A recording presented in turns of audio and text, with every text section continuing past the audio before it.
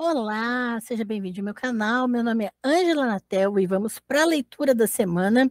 Eu quero ler um trecho deste livro aqui, O Fetichismo do Conceito, Limites do Conhecimento Teórico na Investigação Social, de Luiz de Gusmão.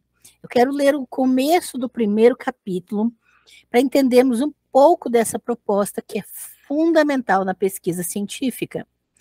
O título do primeiro capítulo é Duas distinções relevantes para uma epistemologia do conhecimento social. Quando nos referimos a uma investigação acerca da vida social concebida em seu conjunto, na integralidade de seus múltiplos e diversos aspectos, em toda a sua concretude, podemos estar tratando de coisas diversas, de empreendimentos intelectuais, na verdade, distintos. Do ponto de vista epistemológico, dois desses empreendimentos merecem particular atenção, pois são comuns tanto à história como à sociologia e à antropologia, disciplinas mais claramente voltadas para a compreensão da vida social como um todo, sem maiores recortes analíticos. Por um lado, temos descrições compreensivas das características mais ou menos notáveis de mundos sociais particulares, descrições nas quais essas características são reunidas num quadro coerente e significativo, cuja riqueza descritiva vai depender da erudição e do nível de generalidade em que se coloca o seu autor. O investigador aparece aqui como um pintor figuracionista, ocupado em retratar o mais fielmente possível uma dada paisagem social. Assim, por exemplo, caracterizando a Europa do ano 1000, Dubé vai nos falar da baixa densidade populacional das cidades tão esparsas, quase sempre vestígios do mundo romano em ruínas, da miséria e da fome dos camponeses, das fortalezas disseminadas por todo lado, da cavalaria aguerrida que se comporta como um verdadeiro exército de ocupação, do sistema de valores completamente ancorado no gosto de saquear e de dar, e por aí afora. O que emerge aqui é um quadro realmente admirável de um mundo social já desaparecido, quadro esse cujo valor cognitivo independe das explicações causais que possam vir a acompanhá-lo. Por outro lado, a investigação pode assumir a forma de um inventário mais ou menos exaustivo das variáveis supostamente relevantes para uma explicação causal de paisagens sociais, cujas principais características são, em alguma medida, conhecidas. Neste caso, já não basta pintar a paisagem, há também que se esclarecer o contexto de sua gênese. Marx nos oferece um bom exemplo desse rumo de investigação social quando busca elucidar as condições presentes nas origens do mundo moderno, da sociedade capitalista, como preferem os marxistas. Falando desse mundo, Marx não se contenta em retratá-lo, sublinhando os aspectos que, em sua opinião, vão distingui-lo, tais como a generalização da economia de mercado, a emergência da democracia representativa, o culto do indivíduo, independente e isolado de seus semelhantes, o ritmo febril das mudanças sociais que leva as coisas mais sólidas a se esfumarem no ar.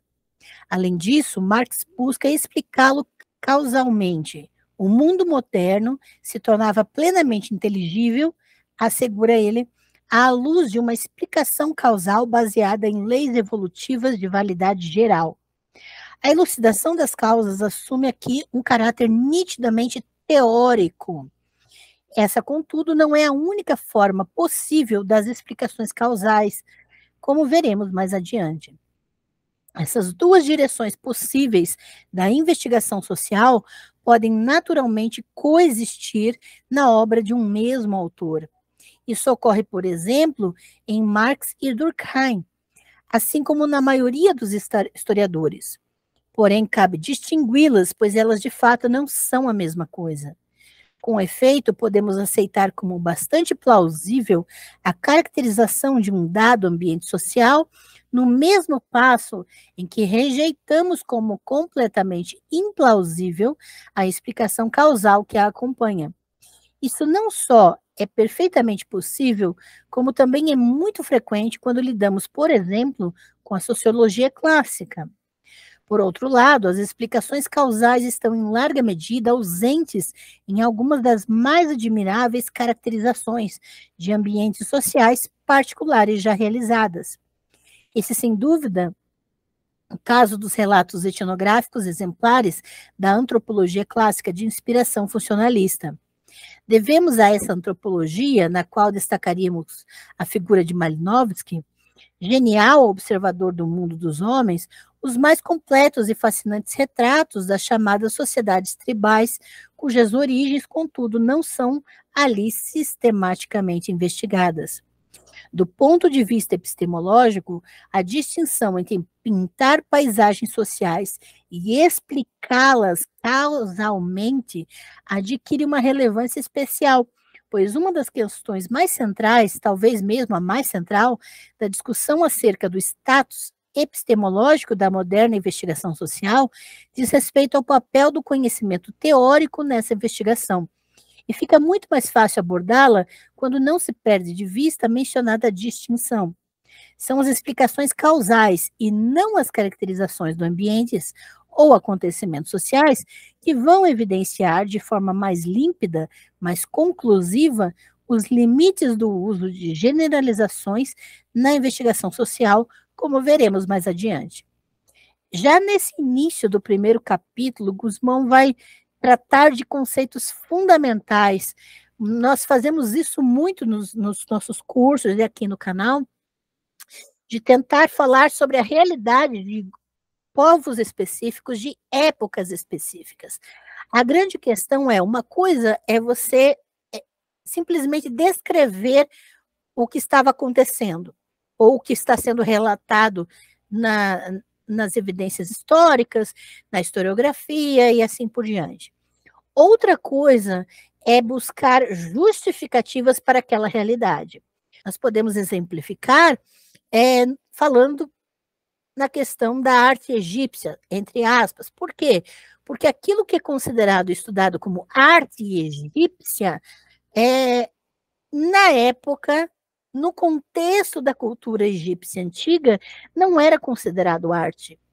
E aí nós vamos perceber que uma coisa é descrever nos nossos termos, geralmente tratados de forma generalizada, ou projetando os nossos conceitos sociais, as nossas identidades sociais, os nossos rótulos sociais para determinada cultura, e considerando que aquilo é uma descrição favorável, ou que vai explicar aquela condição. Outro exemplo é o que nós já tratamos aqui em live com a maravilhosa Helena Vieira, de sexualidade na antiguidade, em que os papéis sociais de gênero e as identidades relacionadas à sexualidade que conhecemos em nossa sociedade hoje não podem ser projetadas para a realidade da Grécia e Roma antigas, exatamente porque naquele contexto nós não tínhamos identidades relacionadas à sexualidade especificamente. E até mesmo os conceitos de feminino e masculino eram identidades que deveriam ser conquistadas e não estavam intrínsecas ao ser humano. Então, recomendo a live caso você queira entender melhor essas questões. O grande ponto aqui que eu acho fundamental na fala, na escrita de Guzmão, é que para qualquer pesquisa sobre sociedades, realidades sociais, ou grupos ou perspectivas, é importante identificar o que causa, quais são os fatores que estão sendo levados em consideração para a construção daquela realidade, como aquela realidade chegou a existir daquela forma.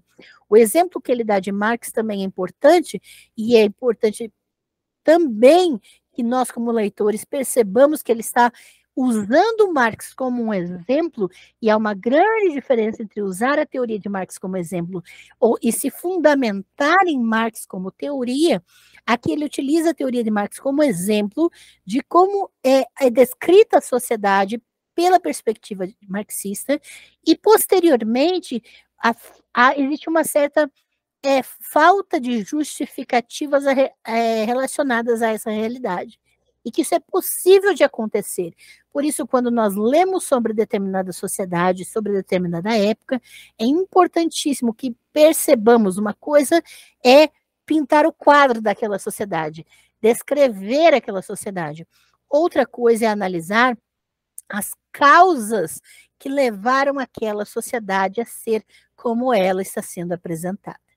Então fica aqui a super dica de leitura da semana, o fetichismo do conceito e as questões relacionadas às análises das ciências sociais, e uma ótima semana para vocês, cheia de ótimas leituras. Abração, pessoal!